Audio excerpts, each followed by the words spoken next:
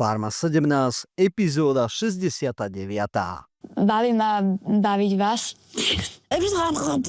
A aby som nezabudol, celé časti nájdete na Vojo. Daj si tu sú s medom, si daj. Samozrejme, ďalšou úlohou boli vianočné oblátky. Laura povedala, že to je strašná úloha, že nikomu sa to na farmách nepodarilo, tak ale nám sa to podarilo. Za to vďačím Romanovi. Tu máš medík, si daj s medíkom. Medík. Po dopečení oplátok sa farmári pobrali do postele. Ešte predtým Robo ale nečítal o reprodukcii kráv a porozprávali sa aj o ich životoch. Roman sa v Holubníku tiež otvoril Laure a porozprával o svojom nieľahkom detstve. Vraj dostával fyzické tresty za zlé známky, pretože jeho otec je veľmi prísny. Roman tiež priznal, že s jeho priateľkou to nevidí na dlhší vzťah. Vraj neobľubuje pozornosť ľudí a tým, že je finalistom, bude naň upriamená veľká pozornosť aj z médií, čo vraj Kika zrejme neprekúsne. No u mňa v Mikuláši ver tomu, že to bude tam. No ľudia tak poznajú, že ver tomu tí ľudia budú chcieť toľko fotiek všetkého, že ver tomu, že to toľko ľudí, čo si. Ráno bolo také pomalé, nič zaujímavé.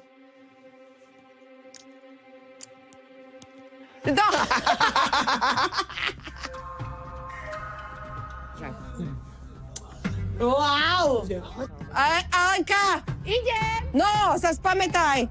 A hneď z rána prichádzajú na farmu babičky v krojoch. S nimi prichádza aj hospodár Martin. Babičky ich budú učiť spievať a tanečný majster ich naučí tancovať. Farmári sa rozdelili do dvoch skupín, ktoré sa budú venovať buď spevu alebo tancu. Babičky farmárov naučili koledu. Jednotka, dve dvojky, druhá dvojka, trojka, na konci dvojka. Náš hospodár Martin s našou Sárach, no rytmus, nič. Teraz, aby to nebolo také divné, že čo tu robíme, sa otočíme čelom k sebe. Veľmi šikovný bol aj Roman, čo je úplne drevo. Musím sa naučiť triafať toto.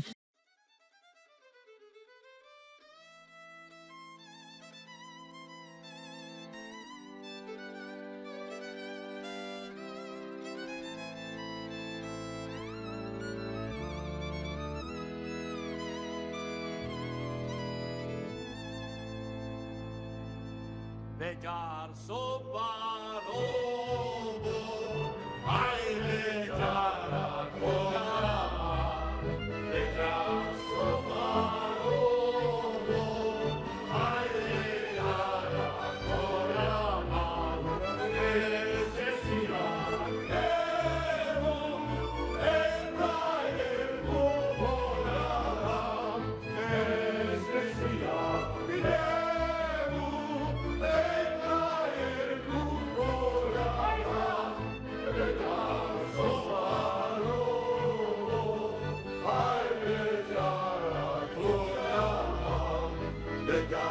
Sobarovo,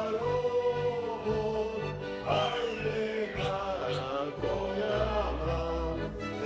ešte si rakemu, Efraemu poradám, ešte si rakemu.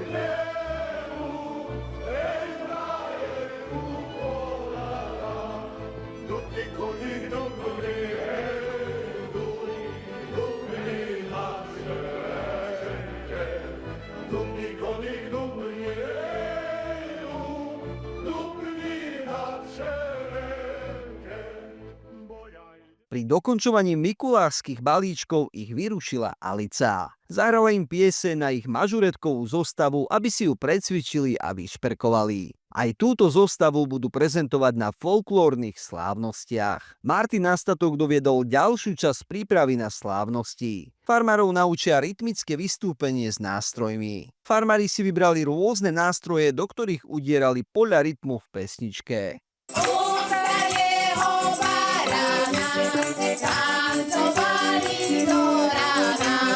Ja som mala najlepší hudobný nástroj, podľa mňa mi to išlo najlepšie, vyzeral som vtipné, bolo to vtipné.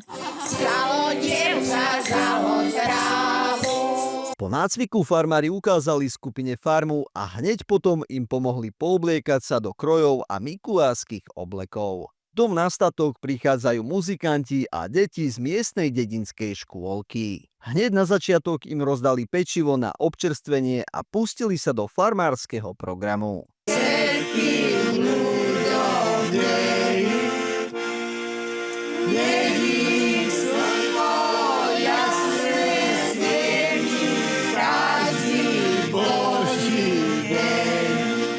A posluchali ste tento rok? Áno. Pani učiteľky, čo poviete? Ale áno. Ako aniel som sa cítila veľmi prirodzene, mám rada túto pozíciu, mám rada túto rolu, takže úplne aké by som bola vo svojom. Poslúchali pani učiteľky, zaslúžia si aj oni? Po dokončení programu a rozdaní balíčkov si deti pozreli všetky farmárske zvieratá. Najviac ich zaujala korytnačka, pri ktorej zotrvali najdlhšie. Nechýbala ani prehliadka labuby, papagájov, leguána či zajacov. Deti si tento program užili, čo splnilo účel. Poď rýchlo, labubovka. Labuba ušla! Tam je! Labuba ušla! Čo?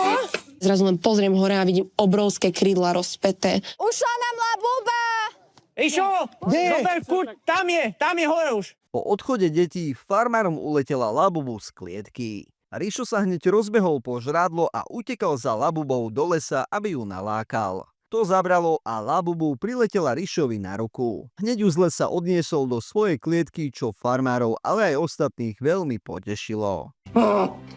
Laura, umí ten riad, prosím ťa. My sme dohodnutí s Alenkou, že ak si Alenku nezoberiem do duelu, tak za mňa umie večer riad. Fú, ty špina jedna sopľava. Ja som z nej tak hotová, z toho dievčaťa. Hospodár Martin sa na statku ešte raz ukázal, aby farmárom poďakoval za pekný a milý program. Keďže sa blíži Mikuláš, Martin im ako odmenu daroval balíčky s energy drinkami ako chutnú odmenu za ich snahu. Nechce sa mi to. Jo, vláda Ona chaos. povie, kto si to najmenej zaslúži. To si zoberiem. No tak nech sa páči. Povedať som tu polku barákov postavil, mať túto. Keď som akože vedela, že nejak tak, že sa rozhoduje medzi mnou a Rišom, tak som bola presvedčená, že to budem ja. Podvečer zvolala Alica farmárov k stolu. Laura si bude voliť druhého duelanta, no Alica sa najprv s farmármi pozhovárala o ich folklórnom dni. Dnes v noci chodí Mikuláš. Aká je vaša najkrajšia spomienka z detstva na Mikuláša? Sara? Prvá spomienka, ako rodičia vedeli, že milujem klobásy, tak mne Mikuláš priniesol do balíčka klobasu. Po rozšírnom rozhovore Alice s farmármi vyzvala Lauru, aby si zvolila svojho súpera do duelu. Laura si môže vybrať hocikoho, okrem Romana, ktorý má pred duelom imunitu. Rozhodovala som sa medzi dvomi ľuďmi a pri tom jednom by som sa moc necítila komfortne, keby som s ním dueli. A vlastne teraz pôjdem do duelu s človekom, s ktorým som chcela ísť najmenej z týchto ľudí tu. Takže Rišo. Voľba Laury všetkých prekvapila, pretože od nej očakávali, že si vyberie niekoho zo žien. Aj keď Richard bol nahnevaný, zobral to športovo. Obidvaja duelanti sa zbalili a rozlúčili sa so zvyšnými farmármi. Preduelovú noc trávia v duelantských chatkách. To je hra. Že ty má svíňa. Prečo si nevezmeš mňa? Proste prečo si to neurobila? Prečo ideš po niekom, kto má zašitú ruku?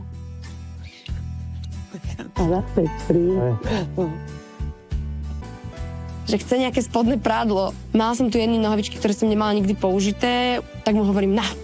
Alica zmerala obom duelantom sily. Richard je oproti Laure rýchlejší a vytrvalejší, no Laura je šikovnejšia. Preto má oproti Rišovi trochu väčšiu šancu na návrat z duelu. Vytočil ma k tomu už vlastne ten jeho prístup. Koľko im dám? 3, ne? Ešte fajku do úst a ešte fajku do úst do psluha. Pravda. Nemám to rád na ľuďoch, že keď majú takúto moc a snažia sa rýpať do ľudí. Toto sme sa rozprávali s Elou, že keby sa dostala do semifinále, ona zvláda tie úlohy a všetky pozná. No, taký bačov. Tam pekne pôjde. Ríšo je poslal do určite. Farmári sú presvedčení, že duel vyhrá Rišo. Na jeho podporu preňho pripravili veľký transparent s jeho menom. Myslia si, že ak Rišo duel vyhrá, Laura to podá tak, že mu to pustila, aby si o nej nemysleli, že je slabá. Radšej mať v živote dvoch pravých priateľov ako milión. Fíha, počula si ho? Počula Už som. sníva?